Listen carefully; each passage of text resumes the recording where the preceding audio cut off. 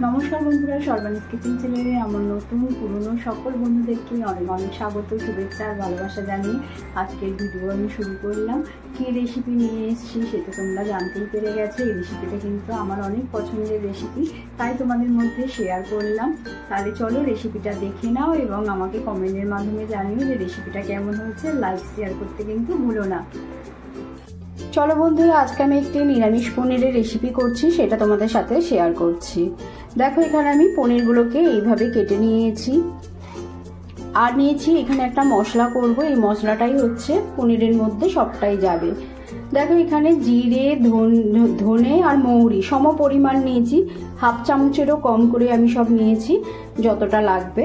আর নিয়েছি গোলমরিচ, জয়িত্রী, লবঙ্গ, দারচিনি আর ছোট এলাচ দুটো আর একটা বড় এলাচ। এগুলোকে আমি একটু ড্রাই রোস্ট করে নেব, করে গুঁড়ো করে নেব।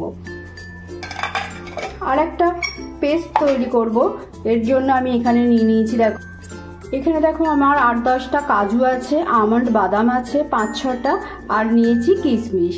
এগুলোকে সব দিয়ে দেব। আর এখান থেকে 3-4 টুকরো আমি পনিরও এটার মধ্যে দিয়ে দেবো, দিয়ে একটা পেস্ট তৈরি করে নেব। তাহলে চলো এবারে শুরু করি রান্নাটা। দেখো, প্রথমে যেই মশলাগুলো নিয়েছিলাম আমি সেগুলোকে শুকনো কড়াই দিয়ে দিলাম, দিয়ে ভালো করে নাড়াচাড়া করে তারপরে নামিয়ে নেব। দেখো, এগুলো আমার ভাজা হয়ে গেছে, এবারে আমি নামিয়ে নেব। নামিয়ে একদম ঠান্ডা করে তারপরে কিন্তু আমি গুঁড়ো করব। এবার দেখো, আমি দিয়ে দিচ্ছি ঘি।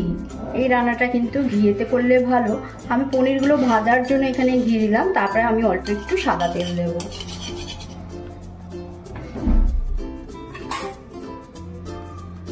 পনিরের মধ্যে আমি অল্প একটুখানি নুন মাখিয়ে দিয়েছি। এবারে হালকা করে এপিট ওপিট করে ভেজে নেব। এখানে আমার 200 গ্রাম পনির আছে, সেই পরিমাণ মতনই কিন্তু আমি মশলাটা নিচ্ছি।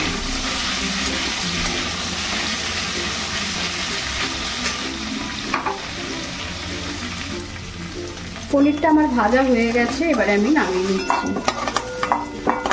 শুধু পনিরটাকে কি করবে বলো তো, অল্প একটু এপিট ওপিট করে নাড়াচাড়া করে নেবে। এবার দেখো, আমি অল্প একটুখানি সাদা তেল দিয়ে দেবো, একদমই অল্প পরিমাণে দেবে।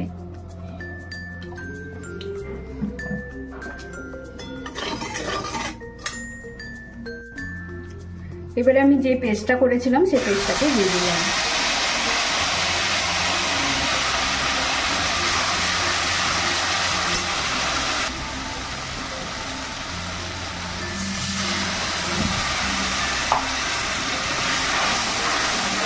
গ্যাসের ফ্লেম কিন্তু একদম কমিয়ে দেবে, এটা আস্তে আস্তে রান্নাটা কিন্তু হবে।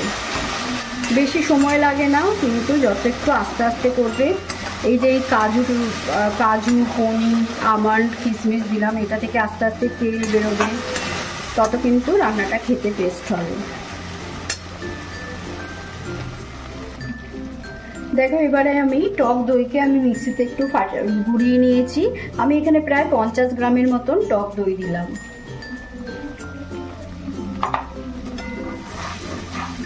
গ্যাসের ফ্লেম কিন্তু আবারও বললাম বাড়াবে না, আস্তে আস্তে রান্নাটাকে হতে দেবে।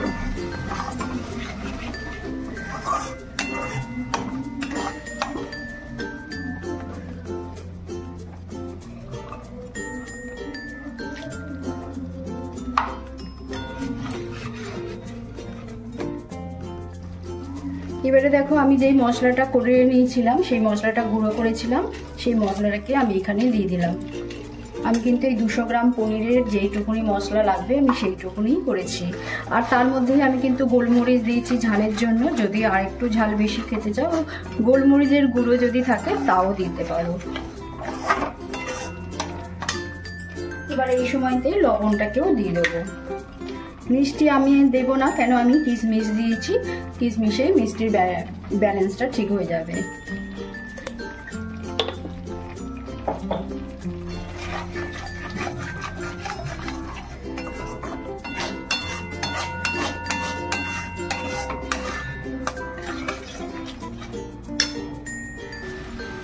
দেখো আমি একটু চেক করে দেখলাম একটু ঝালটা কম লাগছে, তাই আমি দিয়ে দিলাম একটু গোলমরিচের গুঁড়ো।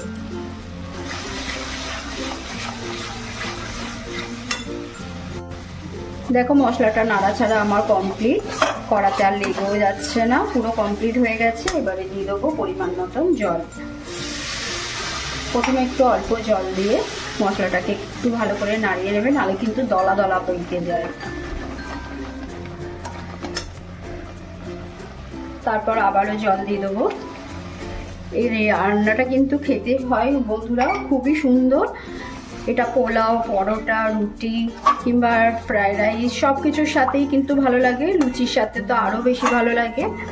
তোমরা একবার এরকম করে বানিয়ে খেয়ে দেখো, দেখবে আমার মনে হয় নিশ্চয়ই খুব ভালো লাগবে।